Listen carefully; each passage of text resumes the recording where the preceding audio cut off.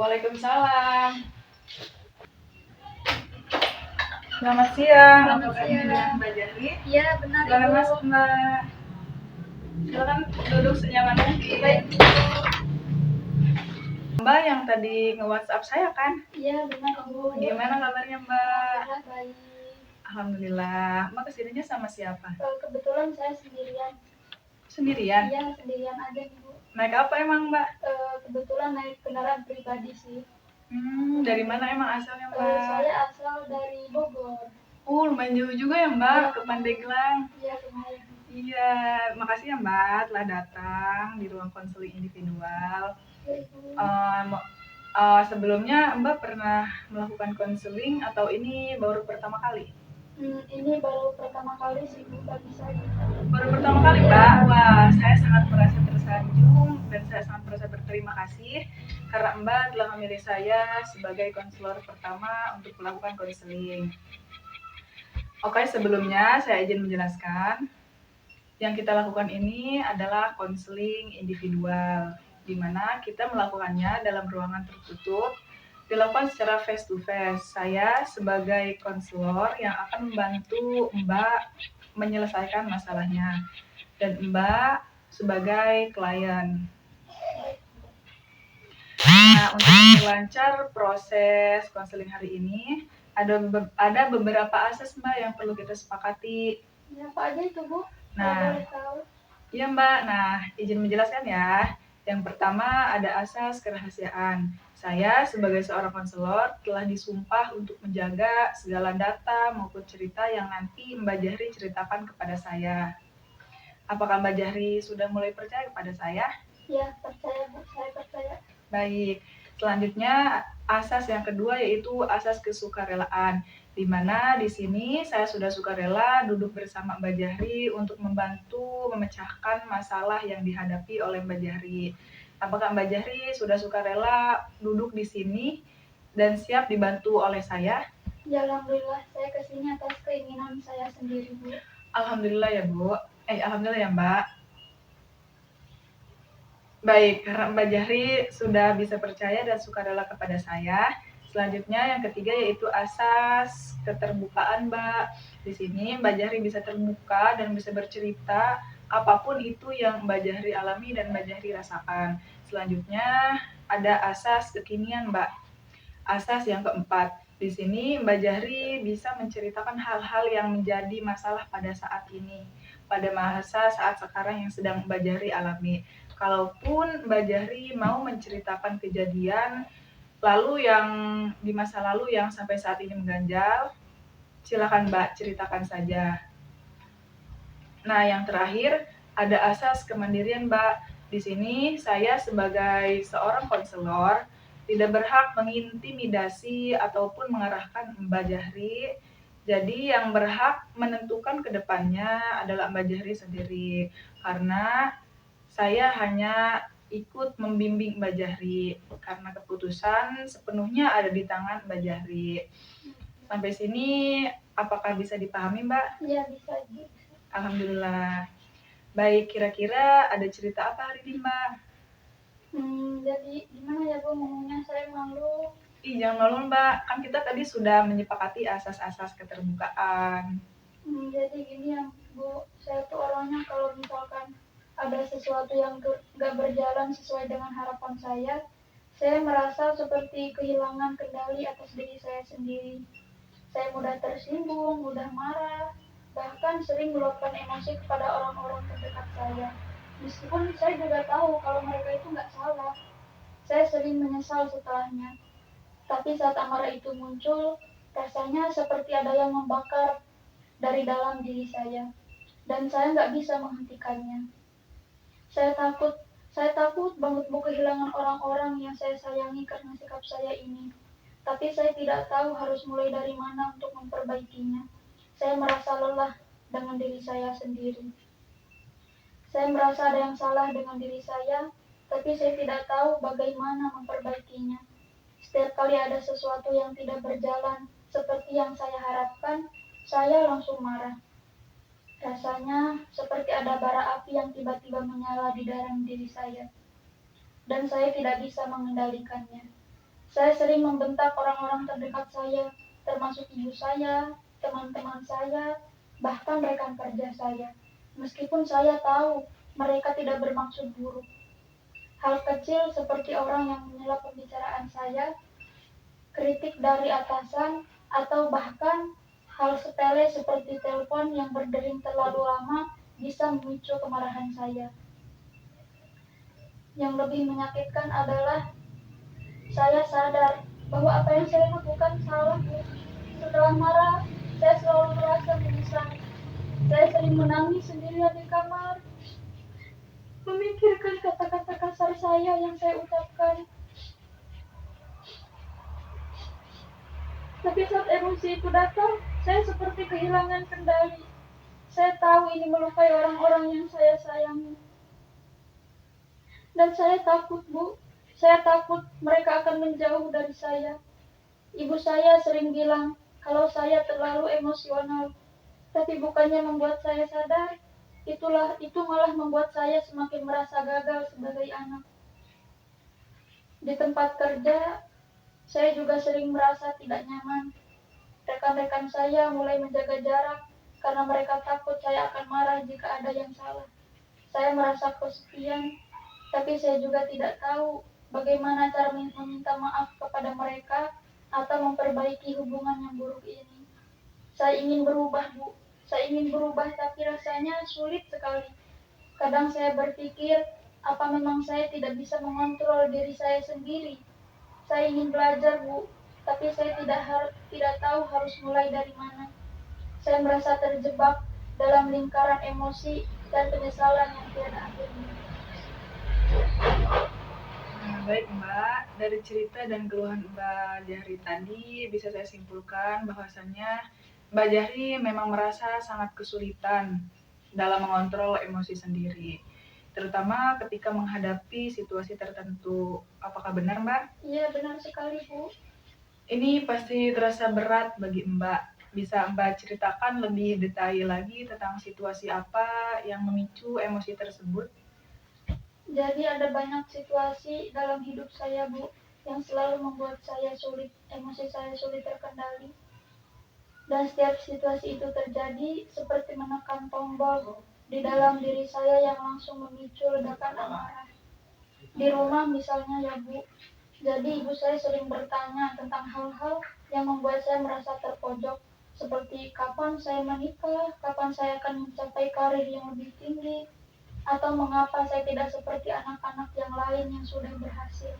Padahal saya sedang berusaha sebaik mungkin dalam hidup ini. Tetapi pertanyaan-pertanyaan itu membuat saya merasa gagal, Bu. Saya merasa gagal menjadi seorang anak. Ketika saya mencoba menjelaskan bahwa saya sedang berproses, ibu malah membandingkan saya dengan orang lain, dan itu membuat saya marah. Saya tahu ibu tidak bermaksud menyakiti saya, tetapi saat itu saya merasa seperti tidak dihargai, dan akhirnya saya membentak atau menjawab dengan nada tinggi. Setelahnya, saya pasti selalu merasa bersalah. Jika sudah membentak ataupun berbicara dengan nada tinggi, saya selalu merasa bersalah.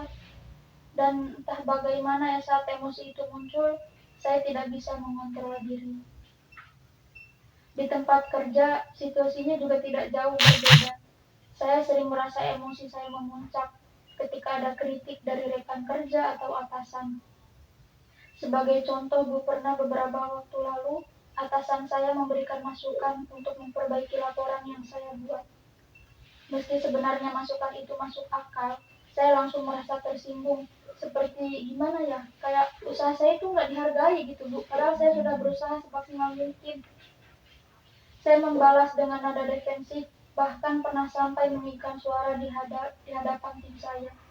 Setelah itu, suasana di kantor juga jadi sambung, dan rekan-rekan saya mulai menjauh. Saya sadar bahwa sikap saya itu salah, Bu. Tetapi saat emosi itu muncul, saya merasa tidak berdaya untuk menghentikannya. Hal-hal kecil dalam keseharian saya juga sering jadi pemicu. Misalnya ketika sedang menyetir di jalan, jika ada pengendara motor atau pengendara mobil yang menyerobot jalur saya tanpa memberi tanda, Saya langsung merasa marah. Kadang saya membunyikan klakson keras-keras, bahkan sampai mengumpat di dalam mobil. Ada juga saat-saat di mana saya merasa diabaikan, seperti ketika saya berbicara dalam suatu diskusi, lalu orang lain memotong pembicaraan saya. Dalam situasi itu, saya langsung merasa tidak dihargai, dan emosi saya langsung meledak.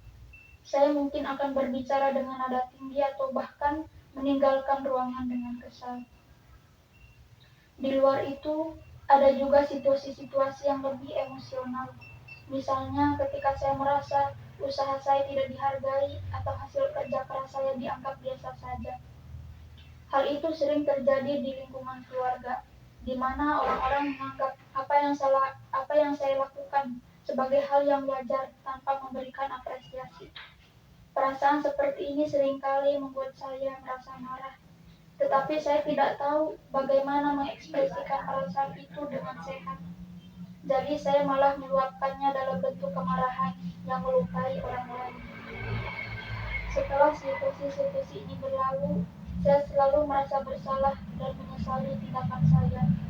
Saya tahu bahwa saya terlalu emosional dan respon saya seringkali berlebihan. Tetapi saya merasa seperti tidak bisa mengontrol apa yang saya rasakan. Emosi itu muncul begitu cepat, seperti gelombang besar yang menghantam tanpa peringatan. Dan saya hanya bisa pasrah terbawa arusnya. Saya benar-benar ingin berubah. Saya ingin belajar mengelola emosi saya, tetapi saya tidak tahu harus mulai dari mana atau bagaimana cara keluar dari lingkungan ini. Mohon bantu saya, Bu. Oke, baik Mbak Jahri. Saya sangat mengapresiasi dan ingin sekali mengatakan bahwasannya kemampuan Mbak Jahri untuk datang ke sini pun dan berbicara terbuka tentang apa yang diceritakan tadi menunjukkan keberanian dan kemauan yang besar untuk menuntaskan masalah yang ada dalam diri Mbak Jahri. Dialami demi bisa berubah menjadi orang yang lebih bisa memahami dan mengontrol emosi Mbak Jahri sendiri. Tidak semua orang mengalami hal ini, Mbak. Saya yakin Mbak Jahri memiliki kekuatan di dalam diri Mbak untuk mengatasi ini. Saat Mbak Jahri bercerita tadi, saya perhatikan bahwasannya Mbak pernah berhasil menenangkan diri ketika menghadapi masalah sebelumnya. Itu adalah bukti bahwa Mbak Jahri memiliki potensi untuk mengelola emosi dengan baik kan Mbak? Iya, Bu. Jadi semenjak saya beranjak dewasa dan mulai memasuki dunia kerja, saya sering merasa bahwa saya nggak bisa mengontrol emosi saya sendiri, Bu. Nah, agar emosi Mbak ini bisa dikontrol dengan baik, coba Mbak gunakan teknik relaksasi. Itu kayak pernapasan dalam. Tarik napas melalui hidung selama 4 hitungan, tahan napas selama 4 hitungan, dan hembuskan perlahan melalui mulut selama 6 hitungan. Nah, teknik ini bisa membantu Mbak menenangkan saraf Mbak, mengurangi respon fight or flight. Nah, terus sebelum bereaksi, berhenti dan hitung perlahan hingga 10.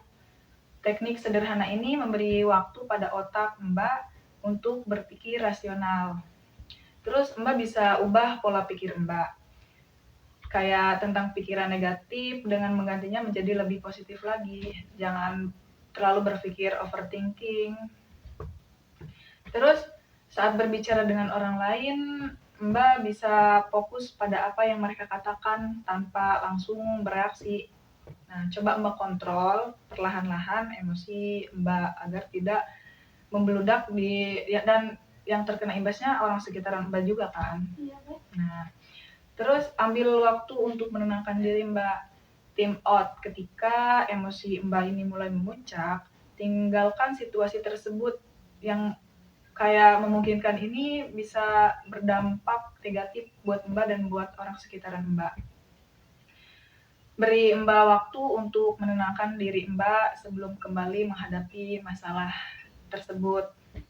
Terus lakukan aktivitas menenangkan Mbak, kayak misal jalan-jalan, mendengarkan musik, ataupun Mbak kan misal hobi nonton drakor atau apapun itu. Nah, itu bisa dilakukan Mbak. Terus bangun kebiasaan yang lebih positif lagi untuk mengelola emosi. kayak misal olahraga secara teratur, aktivitas fisik seperti berlari, bisa berenang, yoga, ataupun apapun itu yang bisa membangun kebiasaan positif, bahkan bisa bisa menjadikan hobi untuk Mbak Jahri. Nah, jangan lupa juga Mbak, tidur yang cukup. Kekurangan tidur itu membuat Mbak lebih mudah marah dan emosional. Usahakan tidur 7-9 jam per malam. Nah, makan sehat, pola makan kayak akan sayuran, buah-buahan, protein, membantu menjaga energi stabil dan mengurangi perubahan suasana hati juga, Mbak. Nah, terus Mbak juga coba belajar untuk memaafkan. Lepaskan sesuatu beban kayak memendam amarah atau dendam hanya akan memperburuk kondisi emosional Mbak.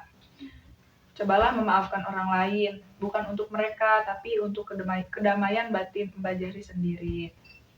Terus fokus pada pelajaran Mbak, kayak misal alih-alih memikirkan kesalahan orang lain, fokuslah pada apa yang bisa Mbak pelajari dari situasi tersebut. Jangan terpancing sehingga ego Mbak membeludak dan orang sekitar Mbak juga kan yang kena. Terus Mbak bisa cari dukungan juga, kayak dengan bicara dengan orang terpercaya Mbak, orang terdekat Mbak yang Mbak percaya nih orang ini bisa menjaga rahasia saya gitu. Karena ini kan juga jatuhnya ke curhat juga kan Mbak.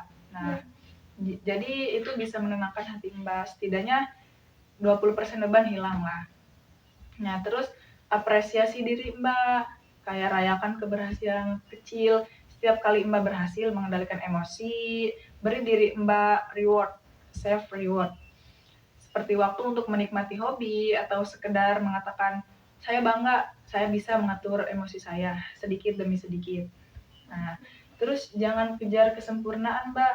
Perubahan itu memang membutuhkan waktu, fokus, dan membutuhkan yang namanya konsisten, Mbak. Tidak ada yang langsung seperti membalikan tangan. Tidak bisa, Mbak.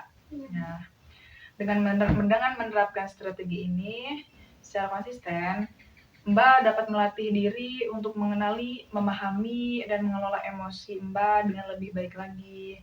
Setiap langkah kecil adalah bagian dari pengalaman besar menuju pengendalian diri dan perubahan emosi yang lebih baik lagi. Nah, memang Mbak, mengelola emosi itu bukan hal yang mudah, tetapi ada beberapa cara yang dapat membantu. Misalnya, yang saya bilang tadi kan, gimana Mbak? Sudah bisa difahami tadi solusi-solusi yang saya paparkan? Iya bisa Bu, doakan saya semoga bisa menerapkannya ya Bu.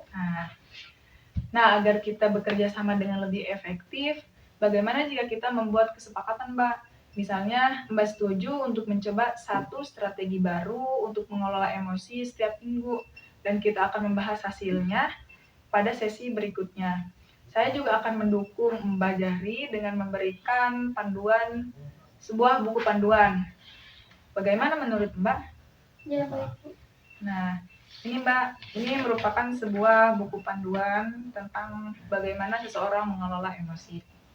Nah, jadi kesepakatannya, Mbak Jahri akan mencoba latihan pernafasan setiap kali mulai merasa emosi Mbak ini meningkat, sehingga Mbak tidak bisa mengontrol diri Mbak dan si ego pun akhirnya membeludak dan mengeluarkan emosi yang tidak bisa terkendali oleh diri Mbak. Bisa dicontohkan seperti apa Bu?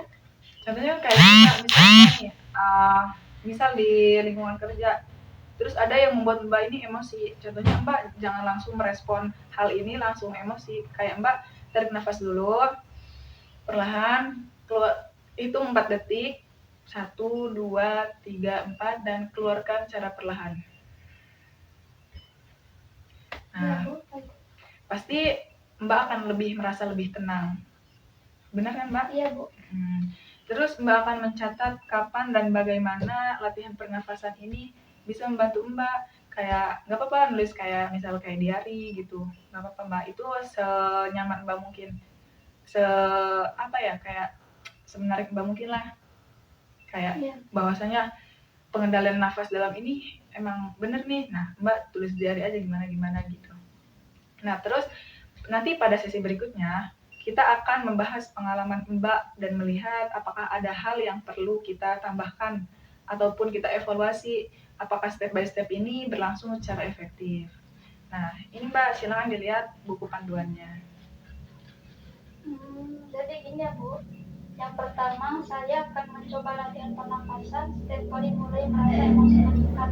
Ya. Kemudian di satu menit tadi saya harus tarik nafas, Hitung 4 detik dan keluarkan secara perlahan. Ya Bu, baik. Kemudian yang kedua saya harus mencatat kapan dan bagaimana latihan ini membantu ya Bu. Ya Bu, baik. Terus kemudian yang ketiga, pada sesi berikutnya kita akan membahas pengalaman saya dan melihat apakah ada hal yang perlu kita tambahkan dan evaluasi. Apakah step by step ini berlangsung secara efektif ataupun tidak di dalam kehidupan saya. Baik Bu, terima kasih. Nah, baik. Apakah solusi tadi nanti kita belajar terapkan saja Mbak? Iya Bu. Perlahan-lahan nanti sesi berikutnya coba kita evaluasi lagi apakah kalau emang si solusi strategi tadi kurang efektif atau kurang kena nih buat diri Mbak, nanti kita bisa ganti strategi yang lain. Baik Bu. Jadi terima kasih telah berbagi cerita dengan begitu jujur dan begitu terbuka kepada saya Mbak. Saya sangat menghargai keberanian Mbak Jahri untuk mengakui tantangan yang sedang dihadapi oleh Mbak sendiri. Karena itu adalah langkah pertama yang luar biasa menuju perubahan. Ingatlah Mbak, mengelola emosi adalah sebuah proses, bukan sesuatu yang harus Mbak sempurnakan dalam satu malam. Setiap langkah kecil yang Mbak ambil, sekecil apapun adalah sebuah kemajuan besar. Nah, Mbak jangan overthinking ataupun pesimis kayak aku nggak bisa nih ngontrol emosi. Semuanya pasti bisa jika dalam diri Mbak emang ada tekad mau berubah seperti ini. Nah, Mbak memiliki kekuatan dan potensi untuk berubah Mbak, dan Mbak tidak sendirian dalam perjalanan ini. Mulai sekarang, mari kita fokus pada hal-hal kecil yang bisa Mbak lakukan untuk memahami dan mengelola emosi menjadi lebih baik lagi. Saya percaya dengan niat dan usaha Mbak untuk berubah nih, untuk bisa mengendalikan emosi Mbak dengan baik, ini akan menciptakan hubungan yang lebih baik lagi Mbak dengan diri sendiri ataupun dengan orang lain di sekitar Mbak. Nah, jangan lupa setiap hari adalah kesempatan baru untuk mencoba lagi, belajar dan berkembang. Mbak Jahri menjadi lebih kuat yang Mbak kira. Saya percaya Mbak pasti bisa, dan saya yakin Mbak akan mampu melewati tahap ini. Kita akan menghadapi perjalanan ini bersama, langkah demi langkah, terus semangat dan percayalah pada prosesnya. Pasti ada hasilnya jika Mbak Jahri melakukannya dengan konsisten. Alhamdulillah Mbak, sesi konseling hari ini berjalan dengan lancar, dan semoga solusi dan strategi-strategi tadi efektif buat kita dan buat Mbak, terutamanya buat Mbak. Yang kita temukan bersama bisa efektif juga buat kedepannya kan, supaya Mbak bisa lebih mengontrol emosi Mbak. Mungkin sesi konseling hari ini kita tutup saja dengan membaca hamdalah. Alhamdulillahirrahmanirrahim. Semoga nanti di sesi berikutnya kita diberikan umur yang panjang ya Mbak, agar bisa bertemu dan mengevaluasi strategi tadi. Dan solusi-solusi tadi semoga bisa diterapkan oleh Mbak dan Mbak bisa mengontrol emosi Mbak. Semangat selalu ya Mbak. Terima kasih karena sudah memberikan saya kekuatan dan memotivasi saya untuk selalu bertahan dan mengontrol emosi saya. Terima kasih Ibu, terima kasih sebanyak-banyaknya. Iya Mbak, sama-sama.